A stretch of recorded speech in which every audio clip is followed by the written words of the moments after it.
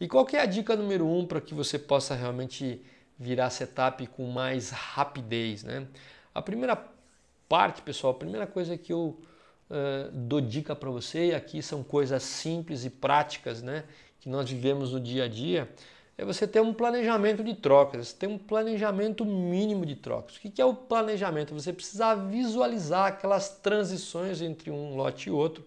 A gente já falou isso no episódio 25, então eu convido você para assistir.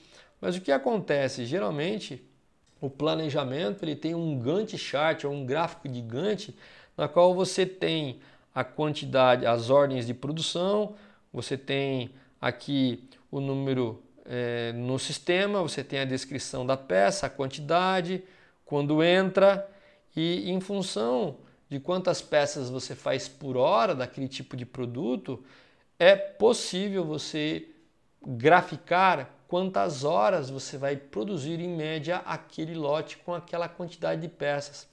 Então, quando você faz o planejamento através de um Gantt chart, não só uma folha com os números, você começa a enxergar o seguinte, né? Você começa a enxergar aonde está a transição do seu setup. Então, por exemplo, nesse primeiro lote de peças, entre 9 e 10 horas, eu vou ter uma transição.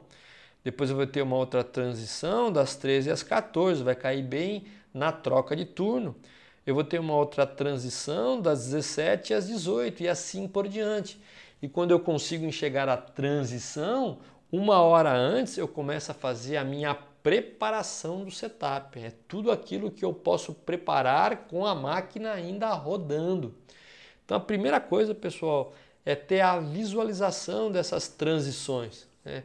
E você pode se associar ao seu planejamento para que ele te mande um gráfico de Gantt e não simplesmente uma folha com um monte de ordem de produção, com um monte de quantidade de peças a ser produzida. Não, você precisa enxergar essas transições para que você possa, uma hora antes aproximadamente, aí depende muito da quantidade de coisas que você tem que se preparar com antecedência, para que na hora do setup você tenha tudo às suas mãos. Então a primeira dica aí é a parte de planejamento e visualização das transições para a questão aí de você ter aí um conflito que eu costumava ter muito com a área de planejamento.